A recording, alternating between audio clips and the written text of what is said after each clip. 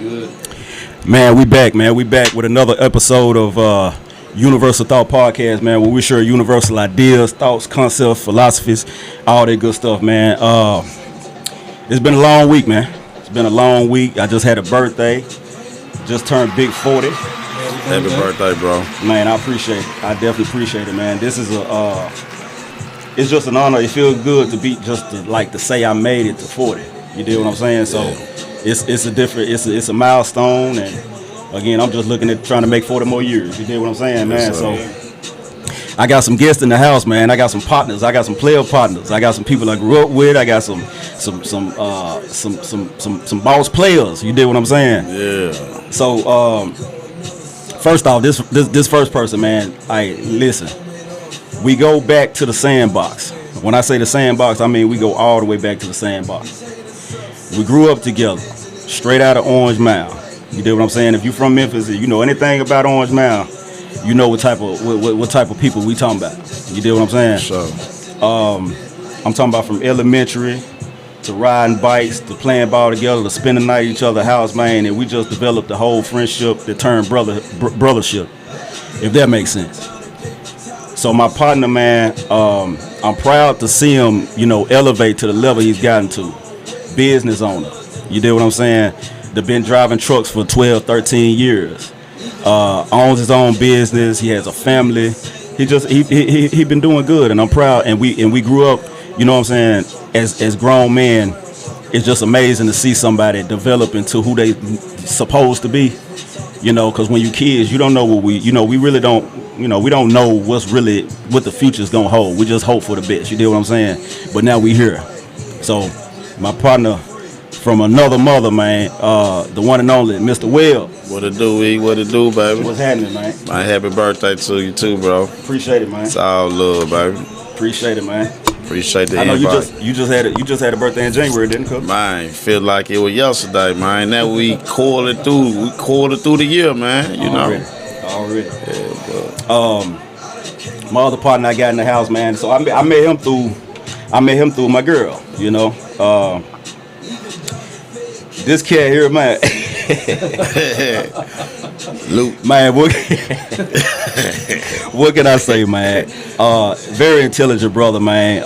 We hit it off, right off the jump. You know what I'm saying? We have a lot of conversations, man, about you have those people you can talk to, and you don't really never know where the conversation gonna go to. You know what I'm saying? Yeah. Because so he got a what was that? I think somebody out there. Oh, okay. But yeah, man, he's a father. You know what I'm saying? He's a damn good father. He has some good kids, and like I said, he's my girl brother. But he brings something to the table. He brings good conversation to the table, man. So I want to introduce Mr. Michael. Mike, what it do, man? Man, not much. Man, I appreciate you having me. Man, for sure, man. And just to kind of piggyback on what you said, conversation leading to another one. Man, you hit me out of a situation that was kind of detrimental to me. You know what I'm saying? Like, I didn't know what was up, what was down. We had a conversation in the middle of a place that we had no business even talking about that at. You know what I'm saying? And I took that, from there and kind of implemented it in my everyday, of life. Right. And I really do appreciate that. I really do. For sure. I really do. Already, man. I mean, when it's time to have a conversation, really, it don't matter where you at. If it need to be had, man, it just need to be had. We both have been drinking and having a good time. You know what I'm saying? Not spilling my, my problems on you. So, I really do appreciate it. The listening, the feedback that you gave me. You wasn't biased about it. Right. You didn't give it to me because, I'm your girl's brother. You gave it to me man to man, and I really do appreciate that. So, thank you for that. Thank you. For sure, man. For sure. That's what that's what brotherhood about, man. Sure. You guys, this man here, that's what keep us. That's what I feel like that's what keep us together. You know what I'm saying? Like, who really got partners for real? Right. Yeah. And we can talk about it, man. Who really got partners for real that outside of going to clubs and partying and doing all that, man? Who can you really sit down and bare your soul to? Yeah. You feel what I'm saying? Yeah. So yeah, man, that's what I consider friendship for real. Yeah, right. 35 plus years, bro. Yeah. That's a long time. Man, hell yeah, man. Listen. 40 years old. I'm still kind of like mind blown a little bit. Yeah, me too. You know what I'm saying? Cause I look at it, I got kids now. You know, CJ will be 20 this year, and my daughter, Kamora, will be 17. And it just feel like, man, shit, a few years ago, man, they was, you know what I mean, 5 years old now. You know, I'm dealing with adults now as kids. You know what I mean? So, Yeah. you know, it's just it's mind blowing though. It's a challenge too, but it kind of keep me in line too. Already. Cause sometimes I be wanting to get out of line, but I have to look at what I got. You know what I mean? As far as my kids, to keep me in line, and ask God to keep me focused. You know what I mean? Right. So, And for me to have two 19-year-olds, one that's that already committed to Mississippi to Memphis State. it's a blessing. I just went through the whole prom situation. It's surreal. It's Tell surreal. me about it, man. I got pictures in my phone right now. My daughter actually is going to the prom next weekend. See, yeah. And shit, the first dress was $600. Right, so I said, "Yeah, fat, that's cool." Now she get married or she going to the prom? Man, it looked like it looked like a wedding dress. I said, Right. "Well, look." Then she called me back a week later. Said, "Well, Dad, I changed my mind. I want this type of dress." And I said, "Okay, fat, that's fine. But Dad, this the catch. It's $800." I said, "Lord have mercy." Yeah. And my daughter's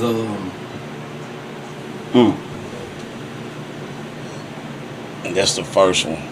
So it looked like a wedding dress. Man, that is not how we used to go to the prom. That's not how They had the we went little to prom. traditional dresses back in the day. With no cleavage You know what I showing, asked? nothing. You know what I asked to eat for one day? I said, "Can we rent it?" Shit, I'm trying to rent it. You know what I'm saying? Oh, no, that's her dress. That's her dress. And then she got to pass that dress down to her daughter. Yeah, I'm trying to tell you. Tom, Yeah. Truckee. I had my daughter's boyfriend. He's from Tunica, so we had about two dresses. Okay. One for her prom and one for his. Okay. So You got people in Tunica? no, I ain't got no people in Tunica. Okay. Just what Actually, he is. man, my youngest sister, Ashley, she's the first lady. And they having a welcome to their church this Sunday in Tunica. And Who is? Mark is the preacher. I don't even know the name of the church, but it's in Tunica. It's a small church. Uh-huh. It's Ashley. You know my baby. So it's Ashley Hood. You been when y'all. Oh, went to- yeah. So he a preacher now. Okay. Yeah, he got the church out there. Okay. And So he a whole pastor. Huh? He a pastor. He a pastor. That's why I say Ashley first lady. Okay. So you need to on Facebook, Mark Mosley, request him as a friend. And then, he giving details and stuff. So I'm going to go out there because I know it's an all-day event, but my sister want me to be there at 2:30. And when is this? It's this Saturday on the on the 13th. I mean, not this Saturday. I keep on saying Saturday. This Sunday, the 14th. Okay. The 14th. Okay. Yeah, the 14th. Okay. Yeah. Okay, cool. Yeah. So sports little sis, That's little sis. I'm gonna definitely try to make it out, man. Let me ask y'all this, man, because I don't have any kids. I definitely, if that time comes and it works out to where it happens, I'm all for it. But I kind of got used to the idea of not having them.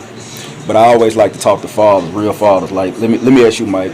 Like, personally, what does fatherhood mean to you? To me, at this point, life. I don't know what I would do if I didn't have kids at this point. For real? I'm just being for real. I don't know what type of man I would be at this point. I think me having kids as early as I did, and the amount that I have. Not to say that I have a lot. How many kids you got? I have 6. That's right. 6. Yes, I have 6. So the amount that I have, man, fatherhood taught me a lot. It actually grounded me more than anything else. Me and my mom used to have this conversation all the time about me being fearless. Mike, you got to be scared of something. Being in the streets and everything else. nothing bothered me. You know, nothing scared me. Yeah, The feeling as a father. That scares you.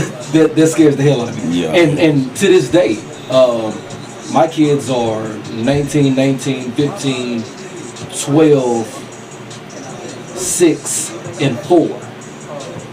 And I'm You still did good. scared. Most people can't even keep it with the age like that. Man, I'm telling you, at a certain time, man. Yeah. Damn near can keep up with my own age. Yeah. I'm telling you. And I'm still scared. You know, I'm still scared of failing as a father, even at this point in time in my life.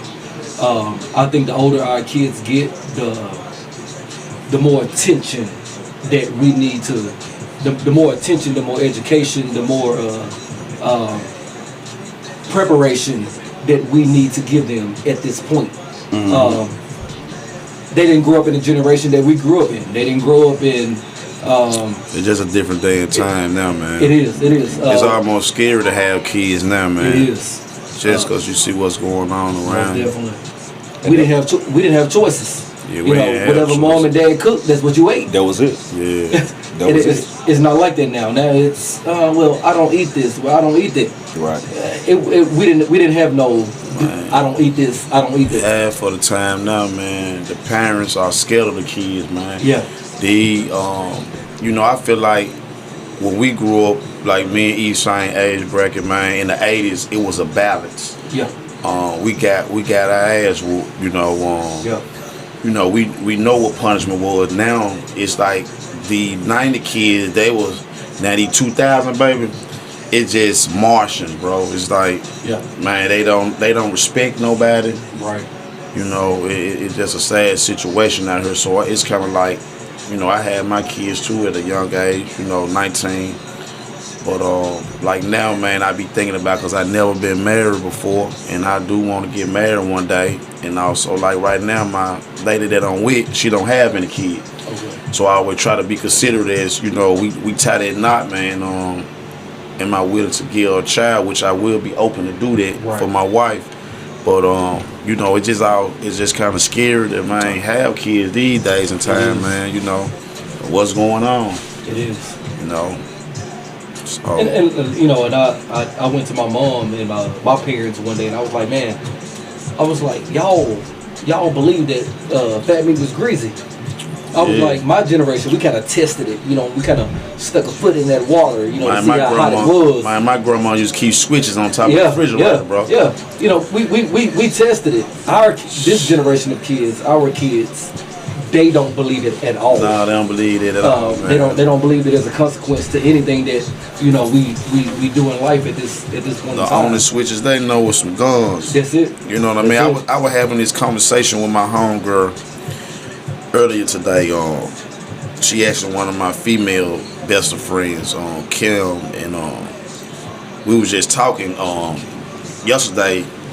Last night, her car got broke into at home.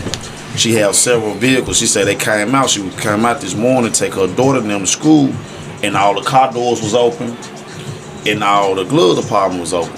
So she was like, "Cool, I'm sick of this. I'm ready to move, and this and this and that." And I was just having a conversation with her. I said, "Ain't it crazy how when we came up, we was more worried about somebody breaking in our car than in the radio." You know what I mean? Right, just the radio. That's when we had pop off. That when they came out with the pop-out radio. Right, you know what I'm saying? Right. We worry about somebody taking our radio, but now they not breaking the cars to take no type of electronic, none of that, man. These young cats looking for guns. Nothing but guns, bro. Nothing but guns, man. So they kind of show you like what we living at right now. Yep. You know what I'm saying? Like I know, man, eating them, we want to play basketball all day, every day. Right. We damn near got whoopings for coming in because the street light collar, because we want to stay outside and play all day. Yeah. Hoop all day. Yeah. You know what I'm saying? Now these niggas don't want to hoop. They want to either be rappers, gang bangers. You know what I'm saying? And this, I want to talk about that. I'm glad you said that. How crazy is it that the only things the only thing our kids have to look forward to as far as what they want to be is either a rapper or a ball player. It's like, why wasn't like the I ain't gonna say let's say the garbage man or the carpenter or the electrician or just the everyday working man. They got a whole family, they got a house. He may not be rich, but he was the poster child for what a man's supposed to look like. Right. Why is it that it got to be a celebrity that we got to look up to? Yeah. Like why? Right. Like even in conversation, well, we talk about would you do this?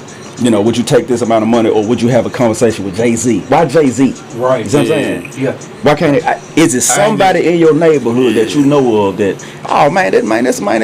I ain't never seen him cheat on his wife. Right. He got a fat. You see what I'm saying? Right. You know, I seen a post on Facebook about this guy named David that's on a faith walk, and everybody was thinking that the man was homeless and everything else, whatever. But the people that knew him knew that his net worth was like 23 point some $1 million. Mm-hmm. He's rich, but he's on a walk of faith point in his life.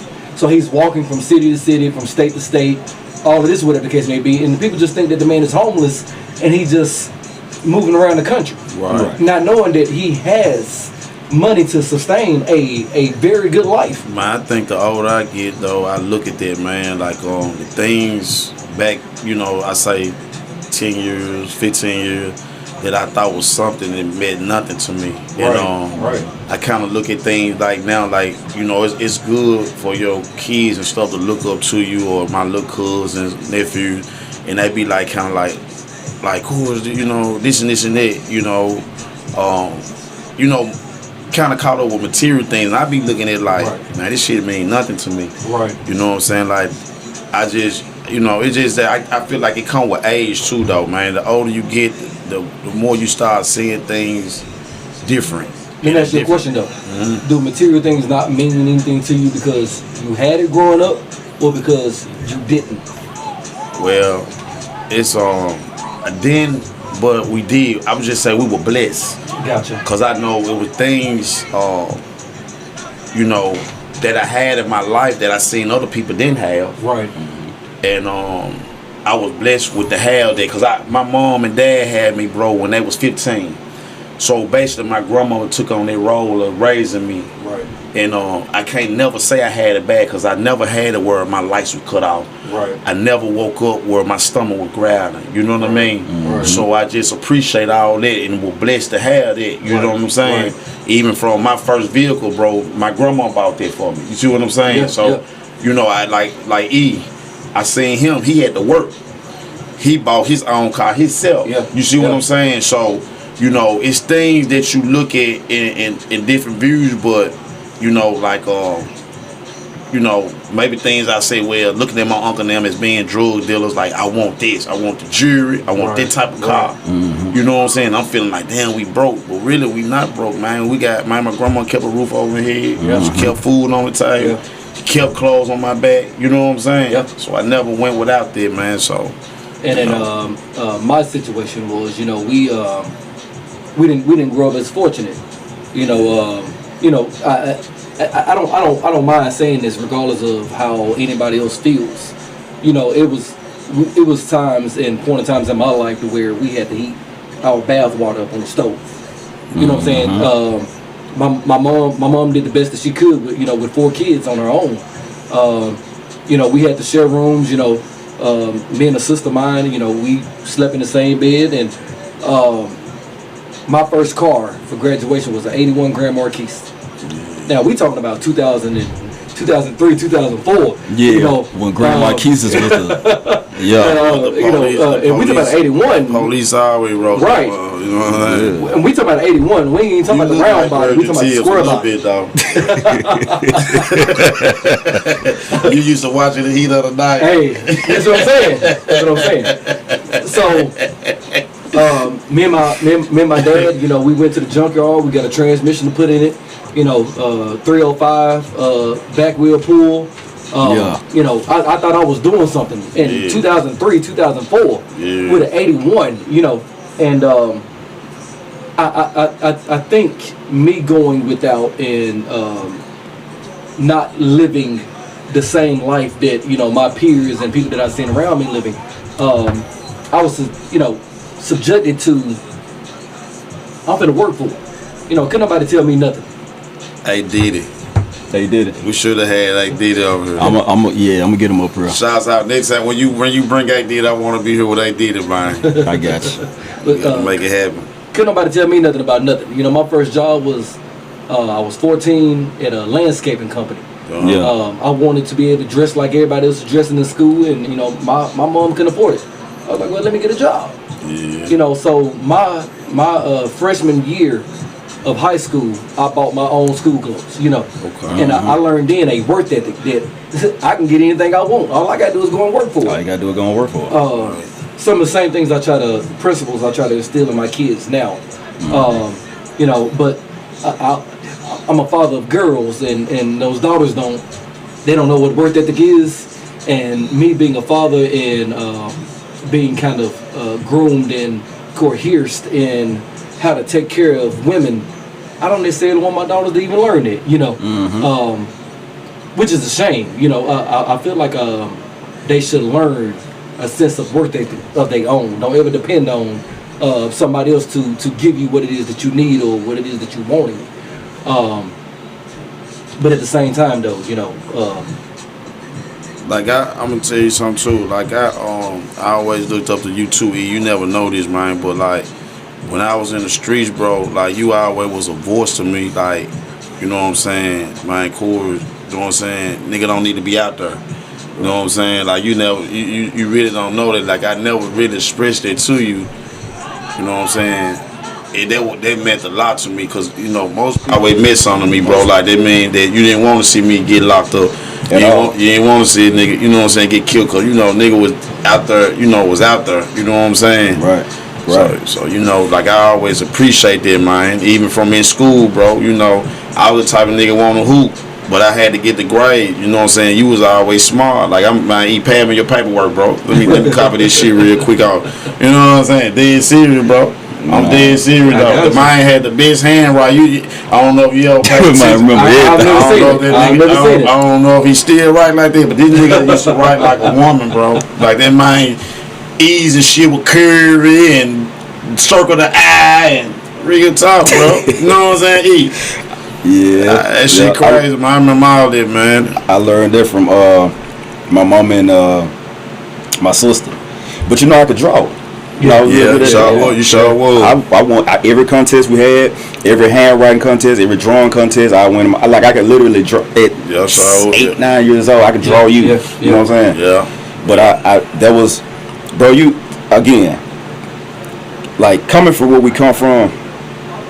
You even though I wasn't necessarily in the streets, I understood what the streets meant. Yeah. You know what I'm saying? Right. And so every time you see something happen, you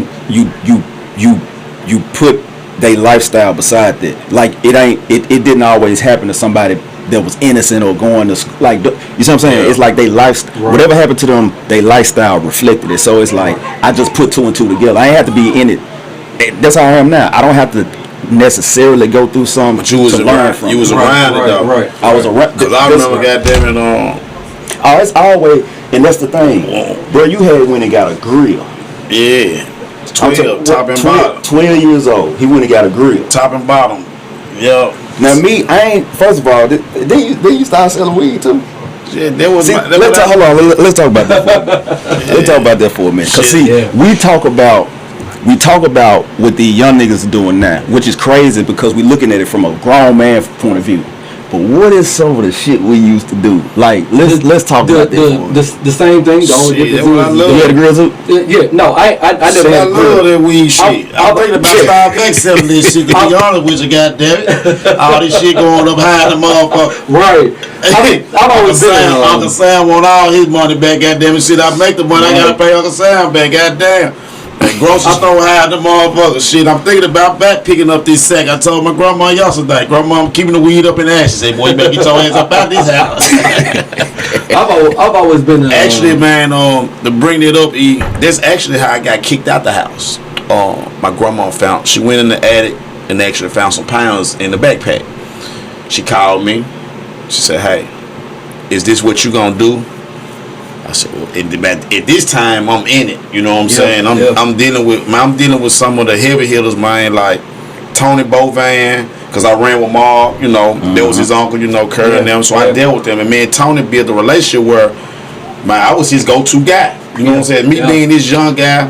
At this time, my uncle and them was in the feds at the time. Boy was in the feds, Mark was in the feds at this time. So Tony took on that role. So man, I got down and was good at what I did. And the thing about it is, I love that hustle though. I love that hustle, man. But see, mine was different than yours because mine knew what I was doing. Yeah. It wasn't no kicking out of the house. It was just, hey, you can't steal out of the house. man, my grandma told me I got the role, bro. Nigga, I remember that night. I never forget, bro. I left my grandma's house.